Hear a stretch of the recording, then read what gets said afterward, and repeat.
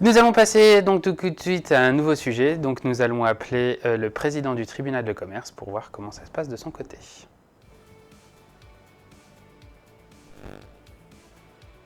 Allô? Bonjour Jérôme. Oui, bonjour Thomas.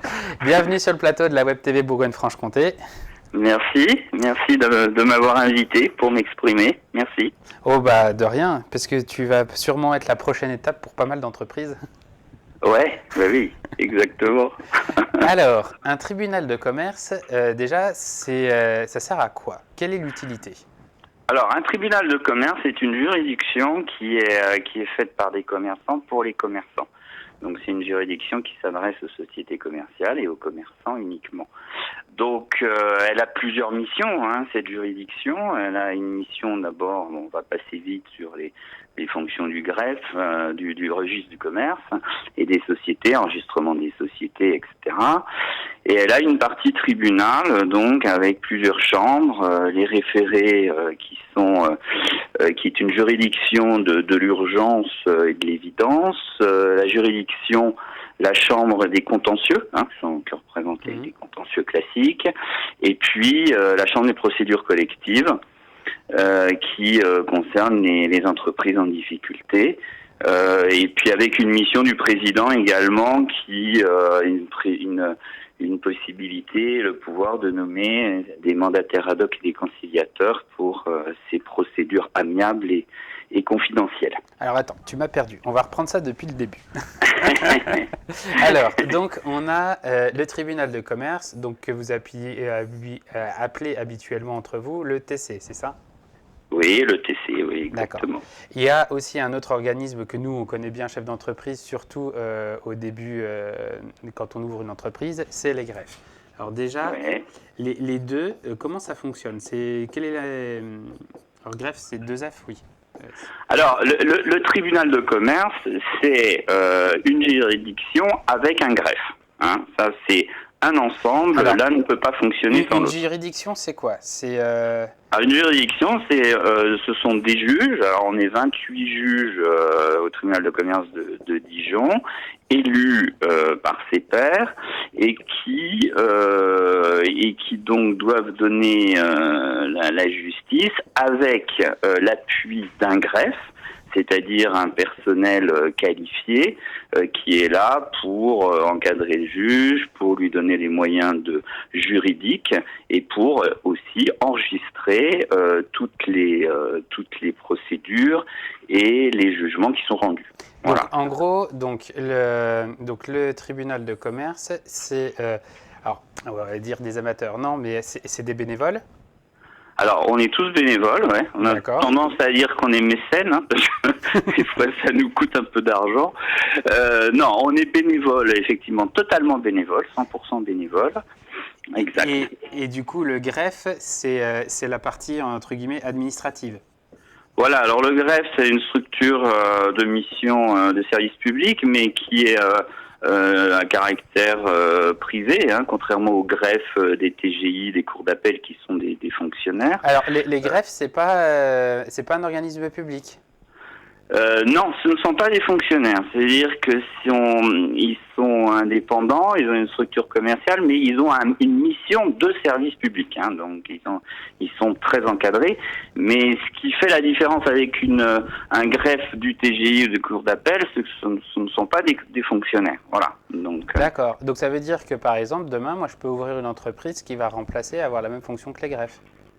Non, c'est pas possible, puisqu'il y a un greffe pour chaque tribunal de commerce et que ce greffe est, entre guillemets, agréé par la chancellerie. Il doit être agréé et validé par la chancellerie. Donc non, on peut pas, il est limité et un greffe par tribunal. Voilà. D'accord. Alors, une mission. La chancellerie, c'est quoi?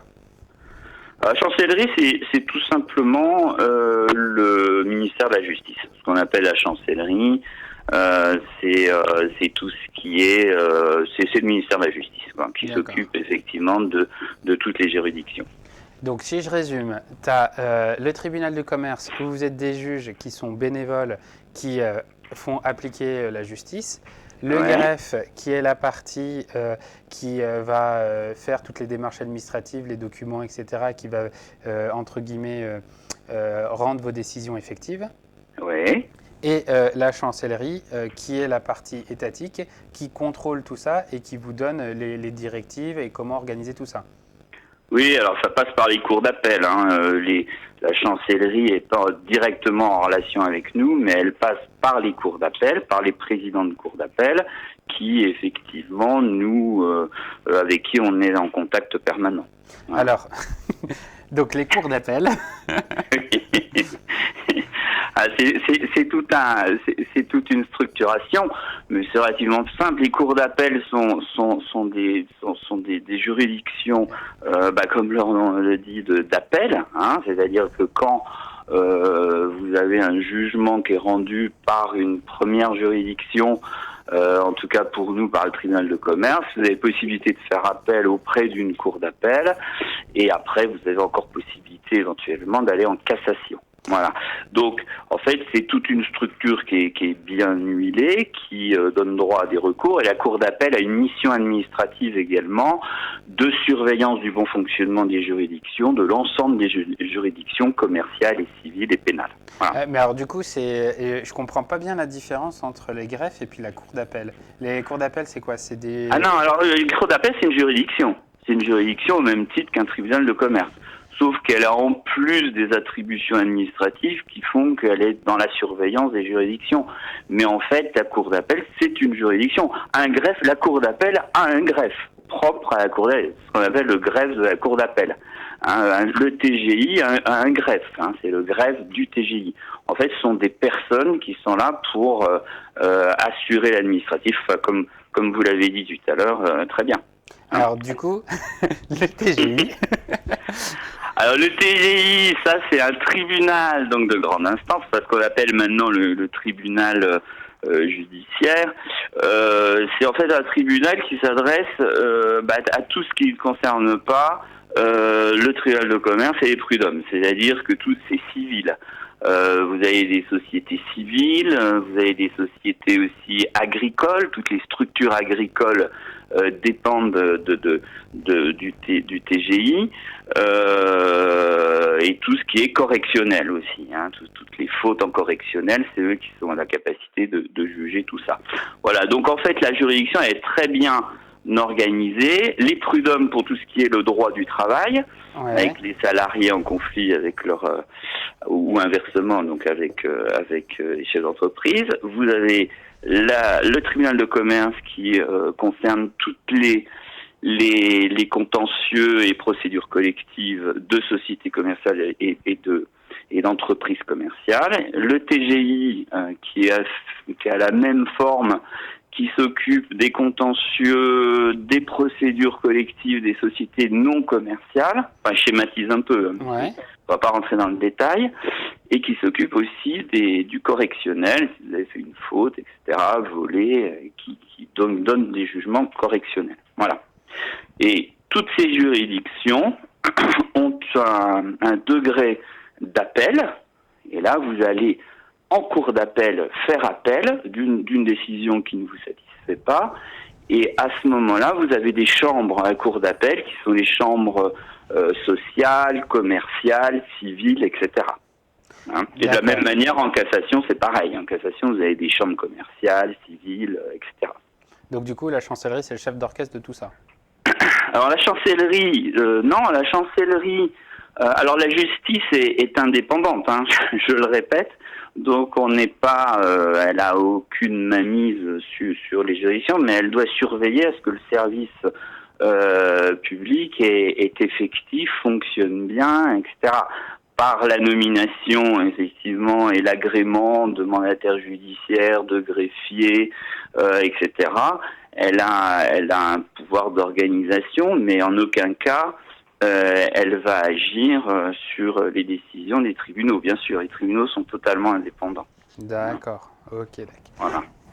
Voilà. Donc ça, c'est vu. Et j'ai oublié aussi quelque chose. Vous avez une partie qui est très importante, c'est le parquet. Alors le parquet, c'est quoi? Ce sont les procureurs,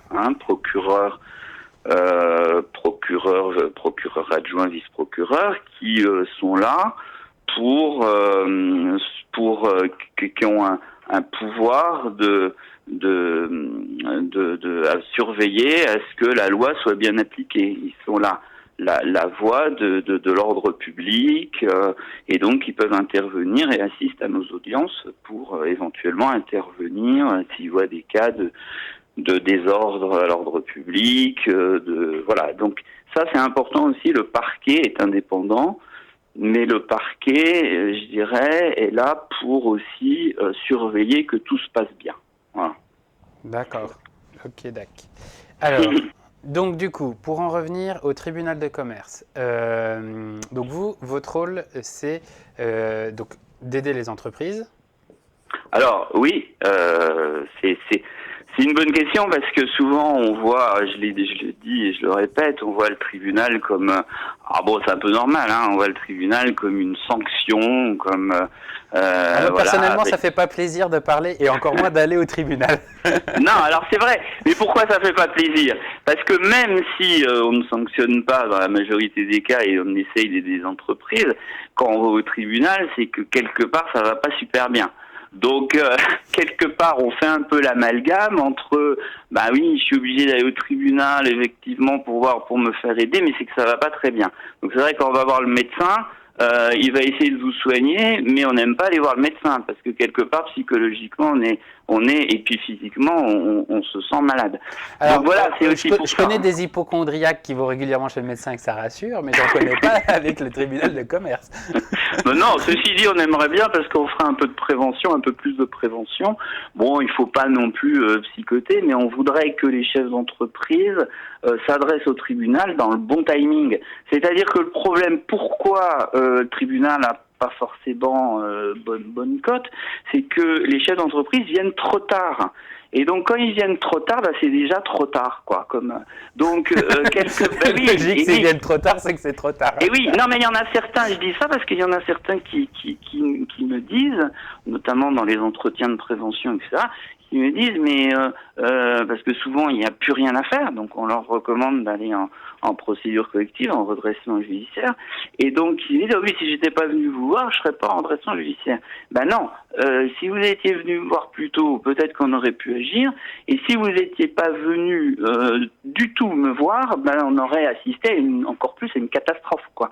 Donc si vous voulez, il y a un moment, il faut quand même, et c'est la responsabilité du chef d'entreprise, parce qu'après je l'ai pas dit, mais il y a une chambre des sanctions où effectivement, s'il y a des gens qui volontairement n'ont pas déposé leur déclaration de cessation des paiements, détourné des actifs, etc., puisque bien sûr il en existe, eh bien on est là aussi pour les sanctionner.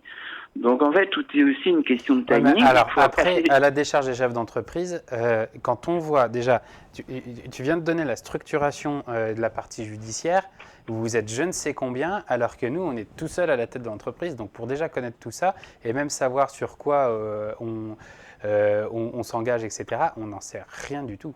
Ah oui, c'est vrai. Mais c'est dommage parce que finalement, quand on est chef d'entreprise, on s'intéresse à la comptabilité, on s'intéresse au marketing, on s'intéresse à la vente, mais il faudrait aussi, dans la formation du chef d'entreprise, qu'il y ait une sorte de formation pour apprendre quelles sont les juridictions, de quelle juridiction on dépend et à quoi elles servent. Parce que découvrir au dernier moment qu'il y a un tribunal de commerce ou qu'il y a des prud'hommes, ou qu'il existe des prud'hommes, je pense pas que ça soit un bon conseil de dire non, découvrez ça au dernier moment. Il faudrait aussi, à partir du moment où on dirige une entreprise, se renseigner. Je sais bien que les chefs d'entreprise sont complètement débordés, mais ça fait partie quand même des mesures de gestion.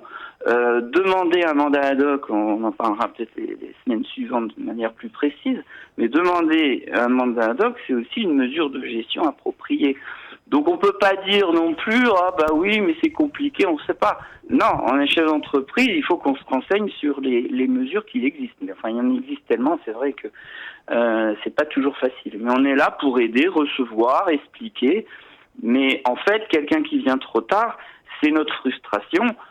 souvent on peut rien faire, quoi. Et souvent, même en faisant de la publicité, en disant il faut venir nous voir, de la communication, les gens viennent encore trop tard, quoi. Voilà. Alors, après, il y a un autre frein.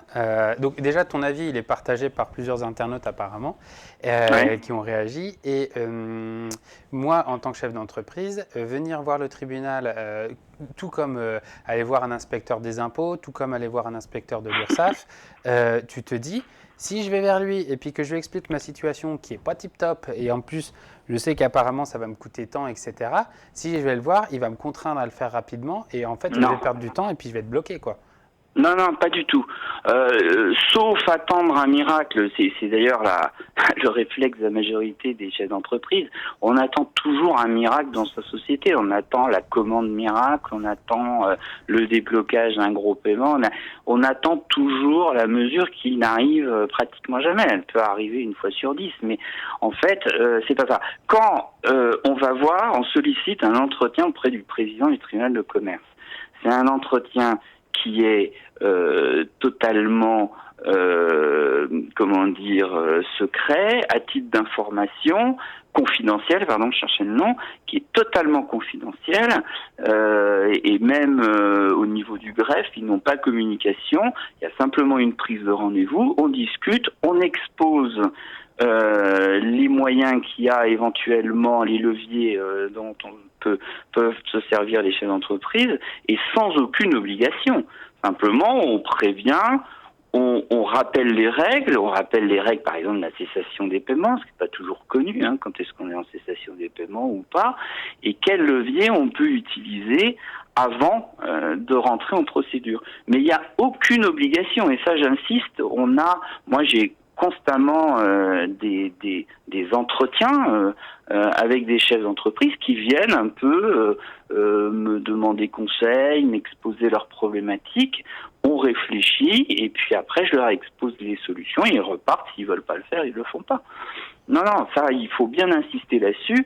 Alors oui, effectivement, si on arrive trop tard ou qu'on est assigné par un créancier ou qu'on est assigné par l'URSSAF parce qu'on n'a pas payé une créance, et qu'on arrive en audience du tribunal de commerce, là c'est plus compliqué, effectivement, parce qu'on met le pied dans une procédure judiciaire au même titre qu'une procédure des contentieux, etc., où vous avez un tiers qui vous assigne parce que vous n'avez pas payé, vous n'avez pas fait les choses comme il fallait. Donc la mesure de prévention est très utile puisqu'on vient discuter confidentiellement avec le président du tribunal ou un délégué, mais c'est en l'occurrence à Dijon, c'est moi qui prends la prévention, et donc on va discuter, et puis après, même moi souvent, je dis, le timing n'est pas forcément bon, peut-être qu'on peut se revoir dans un mois, refaire la situation, le point de la situation, et tout ça se fait confidentiellement, j'insiste bien. Personne n'est au courant, les autres juges ne sont pas au courant, c'est la clé du succès. Finalement, la problématique du redressement judiciaire qui peut être une bonne procédure, elle est en difficulté parce qu'elle n'est pas confidentielle. Toute la problématique dans le droit commercial français ou dans le droit judiciaire commercial, c'est la confidentialité. Quand vous faites un mandat ad hoc ou une conciliation, quand vous ouvrez une mesure on verra plus tard en quoi elle consiste, la clé du succès, c'est la confidentialité. Mais à partir du moment où vous avez un article de parution dans le journal et que vous êtes affiché avec une pancarte dans le dos redressement judiciaire, c'est là où commencent les difficultés. C'est pour ça qu'il faut agir avant, en toute confidentialité. Alors, j'ai une première question. C'est la première question, c'est combien ça coûte d'avoir une consultation avec vous? Alors, non, excusez-moi, je rigole parce que j'ai dit qu'on était bénévole. C'est pas une mauvaise question. Hein, je me moque pas de la question. Ça coûte rien du tout, bien sûr. Ça ne coûte strictement rien. Nous sommes bénévoles à l'écoute et au service des chefs d'entreprise. Mais alors toi, comment tu fais pour tourner ta boîte parce que tu dois être constamment sollicité? C'est une c'est une mission de bénévole. Ça, c'est le cas de de tous les bénévoles, comment ils font, et c'est pour ça qu'on en trouve de moins en moins, c'est compliqué de trouver des juges bénévoles. Le fait marquant à Dijon, c'est qu'aussi on est tous en activité, donc c'est une difficulté supplémentaire. Dans beaucoup de tribunaux de commerce, vous avez une proportion de retraités importante. À Dijon, pas du tout. Donc effectivement, il faut jongler, mais enfin c'est une mission de bénévole qu'on s'est fixée, qu'on accepte et on l'assume. Donc ça ne coûte strictement rien. Ce qui peut coûter et ce qui coûtera, c'est effectivement toutes les procédures, même amiables, de mandat ad hoc et de conciliation. Il y a un coût puisqu'on nomme, moi je nomme un mandataire ad hoc et un conciliateur qui sera rémunéré à la suite d'une convention privée entre le chef d'entreprise et lui-même. Non, c'est pas tarifé. Enfin, c'est moi qui signe quand même la rémunération, mais elle se fait d'une manière amiable entre le mandataire judiciaire et l'administrateur judiciaire et le chef d'entreprise. Mais venir me voir, ça coûte strictement rien. Heureusement. Mais du coup, tu dois être complètement surbooké et ça doit être un peu comme Madame Irma sur France Inter, c'est de 20h à minuit. Oui, j'ai peur que ça soit le cas après au déconfinement, mais ça dépend. Ces dernières années, effectivement, la situation économique était plutôt bonne, et donc on avait un net recul de toutes les procédures judiciaires.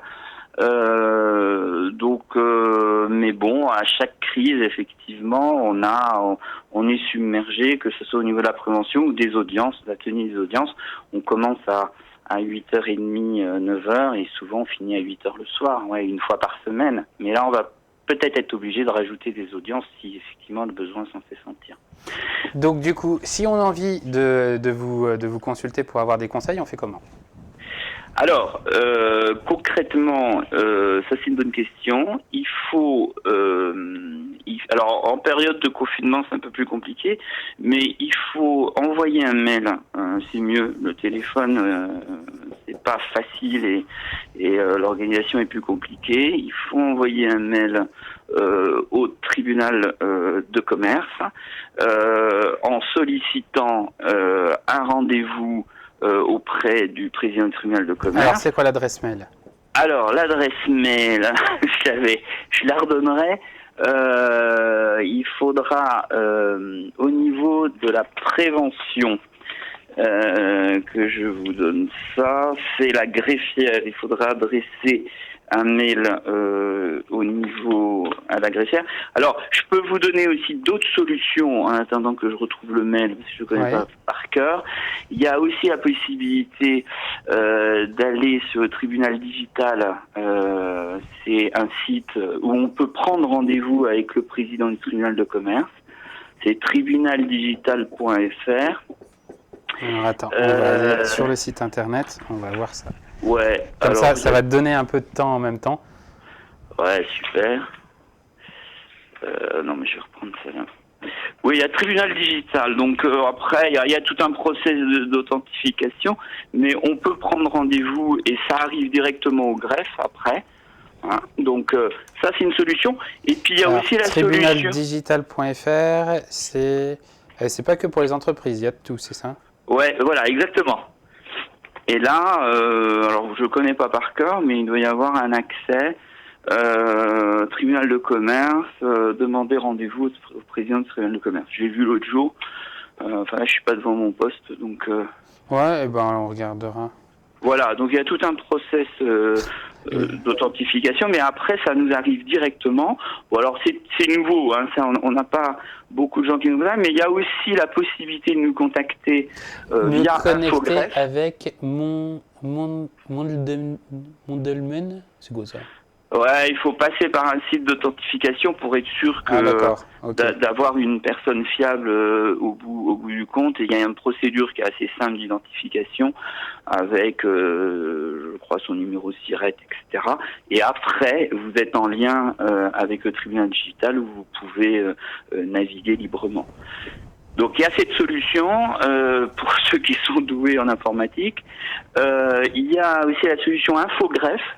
sur Infogrève, vous pouvez aller solliciter un rendez-vous avec le président du tribunal de commerce ou solliciter directement remplir un dossier de cessation des paiements.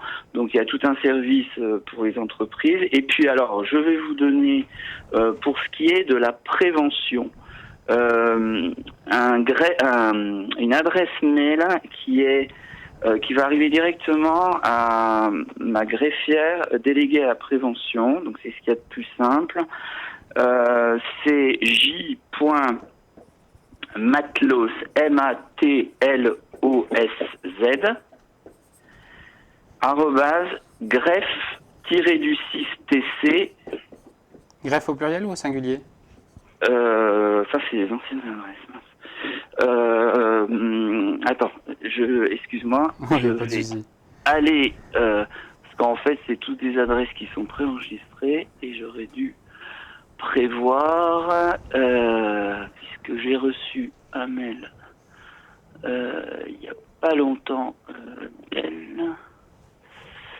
Désolé pour ce décalage. Oh, ouais, t'inquiète pas.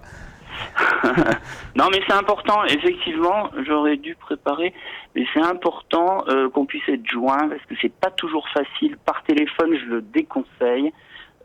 C'est pas au point, loin de là. Et c'est mieux d'avoir une adresse directe.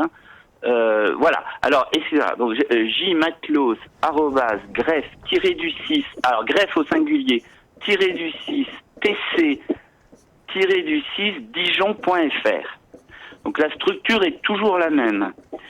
Et j'ai aussi la greffière salariée qui orchestre tout ça et qui s'occupe des procédures collectives. Parce que tu as des greffiers qui ne sont pas salariés?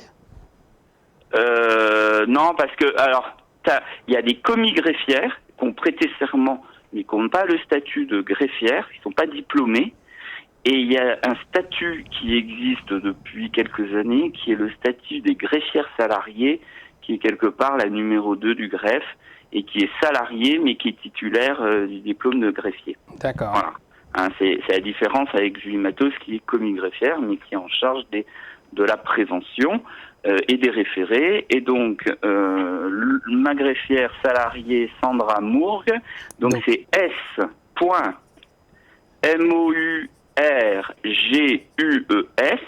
Mourgue, R-G-E-S, U-U-E-S, U-E-S, oui, @greffe, la même structure, greffe TC Dijon.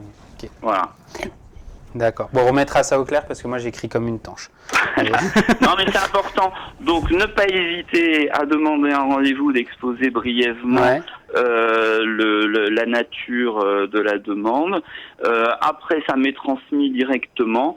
Alors, et puis après. Et bien après, on prend contact avec le chef d'entreprise, on organise un rendez-vous. Alors aujourd'hui, bien sûr, le rendez-vous, il se fait par téléphone. D'accord. S'il y a plusieurs personnes, on a une plateforme visio qu'on indiquera. Mais en tout cas, par téléphone, ça se fait très bien. Et puis, je le fais couramment avec des gens qui me demandent des conseils, parce que cette période de confinement et cette période blanche suscite beaucoup d'angoisse chez les chefs d'entreprise et beaucoup d'interrogations. On peut pas. C'est marrant. T'es le deuxième à dire période blanche. Moi, je dirais plutôt période noire, mais. Oui. Non, mais je dis période blanche dans la mesure où, alors le temps s'arrête pas, effectivement, tout à fait. Mais dans la mesure où il y a quand même beaucoup de mesures qui sont prises par le gouvernement qui essayent de taper juste et qui sont sans arrêt réajustées. Donc il y a quand même une bonne réactivité, on doit le dire, à ce niveau-là, même si tout le monde ne se retrouve pas dans ces mesures et qu'elles sont évolutives. Hein. Tous les jours ça évolue, d'ailleurs on ne sait pas dans quelles conditions on sera déconfiné. Donc cette période, je l'appelle blanche entre guillemets, puisqu'à partir du moment où vous avez vos prêts bancaires qui sont dans la majorité repoussés, où vous pouvez avoir des PGE, des prêts garantis par l'État, où vous pouvez avoir recours au chômage partiel et donc être remboursé à 100% des salaires des salariés, et où vous pouvez avoir un report des charges sociales. Dans cette période également, vous n'avez pas de possibilité d'action des créanciers, d'assignation des créanciers envers l'entreprise. On est quasiment en période blanche. Alors bon, il y a des gens qui n'ont pas de PGE, qui ne sont pas éligibles. Il y a des chômages partiels qui sont faits ou pas faits ou mal faits, ce qu'on rencontre. Et effectivement, on peut avoir des difficultés dans cette période. C'est pour ça qu'on est en fonctionnement, parce qu'on peut avoir des salaires qui sont pas payés à la fin du mois, parce qu'on peut avoir des blocages, peut-être des sessions à faire rapidement. Donc le tribunal est sur le pied de guerre pour ça, pour pouvoir faire des sessions rapidement, avant ou post-liquidation. Et donc, oui, pour moi, c'est une période un peu trouble, parce que les mesures gouvernementales... Nous, on a des circulaires quasiment hebdomadaires pour réajuster les périodes, les délais, les procédures, etc. Donc nous aussi on s'adapte, la chancellerie s'adapte, et c'est pas facile. Et les mesures économiques s'adaptent, et on avance un peu à tâtons. Mais il y a des choses, il y a des conseils qu'on peut donner, et je pense que c'est bien quand même s'il y a un doute, s'il y a une interrogation, et si c'est là où je veux dire, le discours est important. Au déconfinement, je pense qu'il y aura des problèmes, parce que quand on n'a pas eu de chiffre d'affaires pendant 2 ou 3 mois, qu'on va être amené à repayer des charges, des loyers, etc., je pense que là, ça va coincer. Et là, on aura peut-être besoin beaucoup plus de procédures amiables pour essayer de trouver les solutions pour que ça tienne, pour que le paiement inter-entreprise aussi fonctionne, parce qu'on observe qu'il fonctionne pas toujours. Et donc là, en ce moment, on est en train de réfléchir avec la chancellerie, etc., à des mesures, effectivement, pour que il y ait toujours une sorte de fluidité des paiements, et d'essayer de trouver des procédures qui puissent s'adapter à cette période exceptionnelle. Je ne veux pas en dire plus, mais voilà, tout ça pour dire que ça bouge constamment, et que tous les jours, on réfléchit à s'adapter à cette situation exceptionnelle. Tu vois, et déjà vous cherchez à tâtons au quotidien, mais alors nous... Ouais, mais... Alors, pour en revenir juste brièvement au conseil. Nous, en tant que chef d'entreprise, on a plusieurs outils. On a déjà le premier qui nous commence déjà mal, c'est le banquier. Chez qui on peut aller chercher des informations, mais c'est hyper compliqué de savoir, si ce qu'il dit, c'est vrai, et savoir un peu jusqu'où on peut aller avec lui. L'autre, c'est le comptable. Ouais. Donc là, c'est pareil. Alors, surtout en cette période-là, le comptable, il est aussi perdu que nous. Bon, il y a certaines informations qu'il a, etc. Mais il y a beaucoup de choses qui sont empiriques. Par exemple, demander un PGE à une banque, quel que soit le cabinet comptable, il va dire fais ça, on le fait, on l'envoie. Et la réponse de la banque, elle est particulièrement incertaine en ce moment. Alors, c'est assez chaud. Je dirais que... déjà, le dialogue entre ces deux-là, c'est déjà un peu chaud. Après, on a les syndicats patronaux. Donc, les syndicats patronaux, à l'heure actuelle, j'ai l'impression qu'eux font essentiellement donc, du conseil, mais aussi basé sur la voie étatique, ce qui est dit au niveau de l'État, qui nous renvoie. Donc, il y a eux aussi. J'allais faire un triangle au départ, mais en fait, il y en a plus. Après, on a aussi les chambres des métiers, les chambres consulaires. Ouais. Hop. Exact. Qui redonnent des infos. Alors, de mon expérience, les syndicats patronaux et les chambres donnent à peu près les mêmes informations. Ils joueront à peu près le même rôle. Et après, au milieu de tout ça, il y a vous, c'est ça ? Il y a le tribunal. Oui. Alors, pour hiérarchiser un peu tous ces moyens, effectivement, et toutes ces aides, je dirais que ce qui est très important aujourd'hui, et ce qu'il a toujours été, et d'ailleurs le but du tribunal, on n'a pas pu le faire à cause du confinement, mais c'est de resserrer les liens avec les experts comptables qui ont, à mon avis, un rôle essentiel. Donc le premier à aller voir, c'est le comptable. Et l'information. Oui, c'est le comptable parce que c'est lui. Alors, un bon comptable, enfin, après, je veux pas faire, il y a des bons et des mauvais, mais je veux dire, majoritairement, les comptables sont au fait d'abord des mesures gouvernementales.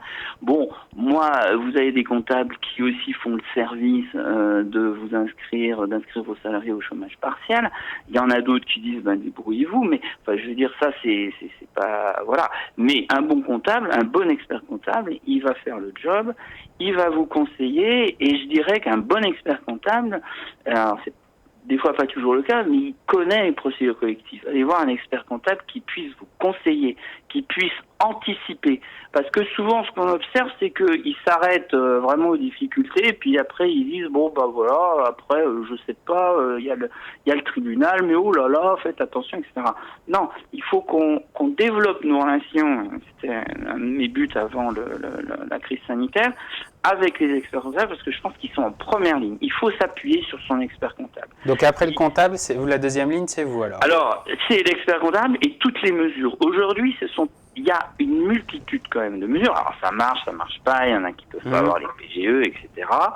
Il y a eu aussi beaucoup d'ambiguïté, par exemple, pour les entreprises qui étaient en plan de redressement, donc qui sont des sociétés in bonis, qui sont sorties de la procédure judiciaire et qui, au début, n'étaient pas éligibles par les banques. Donc il a fallu que le gouvernement redresse la situation, puisque nous, on a défendu, on est monté au créneau pour que ces entreprises soient éligibles, et effectivement, maintenant, il n'y a plus de soucis. Vous voyez que, tout le monde s'adapte. La banque, elle est importante aussi. Une bonne banque, un partenaire bancaire, c'est quelqu'un. Alors, soit effectivement, certaines vont ouvrir le parapluie, ou certaines, ce sont des vrais partenaires. C'est ça l'idéal d'avoir une bonne banque, c'est d'avoir un partenaire et de réfléchir avec. Bon, d'où l'intérêt des PGE. Les PGE, c'est juste une garantie de l'État. Enfin, c'est juste, c'est beaucoup, 90%. Alors, il faut savoir que c'est une garantie, les banques sont un peu réticentes parce que la garantie, elle va s'opérer après la liquidation judiciaire. Donc, il y a tout un process qui peut être quand même relativement long pour lever la garantie pour les banques, mais toujours est-il que le montant est garanti à 90%, mais que le système a été voulu comme ça, que c'est quand même la banque qui fait le prêt et qui accorde ou pas le prêt. Ouais, et puis par contre, il y a deux objections à la garantie. La première, c'est que l'entreprise ne dépose pas le bilan dans les 2 mois, et la deuxième, c'est que le dirigeant ne décède pas. Oui, et puis il y a aussi, et ça je crois que le gouvernement s'y penche, mais ça c'est une question de droit européen, toutes les entreprises qui sont en redressement judiciaire, sauvegarde, ne sont pas éligibles. Donc par une définition européenne de l'entreprise en difficulté, après c'est assez technique, mais il faudrait aussi, ce qui nous inquiète nous, c'est toutes les entreprises qui sont en cours de redressement et qui pourraient aussi avoir des difficultés à cause de cet événement exceptionnel, quoi. Donc alors l'expert comptable numéro 1, appuyez-vous sur votre expert comptable. Ils vont être contents. Alors, on va leur mettre une petite cape. C'est vrai, moi je trouve que dans sa mission, il y en a beaucoup qui l'exercent bien et d'autres moins bien, etc. Tout dépend l'étendue de la mission aussi que vous avez attribuée et vous êtes entendu avec l'expert comptable. Oui, et puis si vous avez une mission minimum et que vous réglez un montant minimum, vous ne pouvez pas demander l'impossible à votre expert comptable. Là-dessus, je vais les défendre. Après, alors le côté négatif, c'est que, et c'est ça qu'il faut qu'on améliore, il faut que les experts comptables s'intéressent beaucoup plus aux mesures de prévention, aux mesures judiciaires, parce que souvent il y en a qui sont un peu perdus et ils se disent moi de toute façon après j'accompagne plus l'entreprise. Ce qui est important, c'est qu'un expert comptable, quand bien même il y a une difficulté et qu'une entreprise dépose le bilan et rentre en redressement judiciaire ou en sauvegarde, la rançon du succès, c'est que l'expert comptable est toujours là et accompagne son client aux audiences, parce qu'après on demande beaucoup de prévisionnel, on demande des explications comptables, donc il faut absolument que l'expert comptable accompagne son client jusqu'au bout. Alors des fois on a effectivement, une fois qu'il n'est pas payé, il veut plus continuer, etc., il fait une rétention sur les comptes, donc ça ce sont des choses à améliorer. Mais l'expert comptable, c'est votre conseil. Voilà. Et s'il est bon, vous devez réfléchir avec lui, vous devez partager les informations. Lui doit vous aider à monter des dossiers. Bon, par exemple, pour le PGE, on vous demande un prévisionnel sur un an. Qui est pas forcément facile et qui prend du temps. Peut-être que, alors c'est la période du bilan, c'est un peu compliqué, mais peut-être qu'aussi un bon expert comptable, il peut vous le remplir. Hein, il peut le concevoir avec vous, puisque lui a les chiffres et il peut vous le remplir. Donc ça c'est numéro 1. Avoir une bonne relation avec sa banque, ça c'est numéro 2, parce que la banque, bon, alors après une banque c'est une banque, mais une bonne relation avec une banque, c'est essentiel dans ces moments. C'est là où on reconnaît la qualité des relations avec une banque, quand ça va mal. Quand ça va bien, toutes les banques sont sympas. Mais quand ça va mal, il faut qu'il soit instauré une confiance, une situation de confiance entre la banque et les chefs d'entreprise. Et ça, ce sont des choses à construire, et donc c'est là où on en récupère quand même le fruit. D'ailleurs, en parlant des banques, est-ce qu'il n'y aurait pas possibilité, par exemple, un peu comme le guide Michelin, que le tribunal de commerce nous labellise les différentes banques? Non. Non. En off, alors après une banque, bon, il y a les banques, et puis il y a aussi les conseillers, il y a aussi, vous savez, vous pouvez avoir une banque. Comme le guide Michelin, c'est les chefs qui ont les étoiles, et du coup, voilà. C'est les conseillers qui ont les étoiles. Voilà, on pourrait écrire des romans, hein, vous savez, en tant que juge au tribunal de commerce, mais on est sous le sceau de la confidentialité, donc c'est des choses qu'on ne peut pas faire. Mais c'est vrai que il faut faire attention à la qualité de ces relations avec les banques. Et puis après, bon, vous avez cité tous ces organismes, les organismes consulaires, les syndicats patronaux qui ont un rôle important, puisque ils accompagnent les chefs d'entreprise, ils leur donnent des informations. Vous avez des permanents qui sont là pour répondre aux questions, pour aider éventuellement les chefs d'entreprise qui sont en difficulté. Voilà. Donc ça, c'est super important. Ils sont très présents. Aujourd'hui, que ce soit le MEDEF ou la CPME, ce sont des organismes qui sont essentiels pour aider les chefs d'entreprise. Voilà. Donc avec ce cocktail-là, plus le tribunal, ne pas hésiter, puisque souvent les syndicats patronaux donc ont des mandataires dans les tribunaux de commerce. Hein, on est tous issus de syndicats patronaux, et donc ils font le lien très facilement et couramment entre les syndicats patronaux et les membres qui leur posent des questions et le tribunal de commerce. Et j'ai souvent des gens qui me sont envoyés par les syndicats patronaux. Et ça, je les en remercie. Et il faut entretenir ça, parce qu'il faut que les liens soient les plus fluides possibles. Et qu'on n'hésite pas à aller voir le président du tribunal de commerce, à avoir des renseignements sur la procédure. Il faut que ça soit fluide pour que ça fonctionne. Donc ça, chacun a un rôle très important. Et puis je dirais que des fois, on a aussi des relations de confiance avec la Banque de France qui peut nous envoyer des gens en difficulté, mais quand ils estiment qu'ils sont au bout de ce qu'ils peuvent faire, ils peuvent aussi. On a des très bonnes relations avec la Banque de France d'une manière confidentielle. On a des gens qui sont envoyés par la Banque de France et dont on s'occupe aussi très bien, et tout ça pour le bienfait du chef d'entreprise. Donc il faut absolument qu'on soit sur le pont. On est sur le pont. Aujourd'hui, c'est relativement calme à notre niveau, puisque comme il y a toutes ces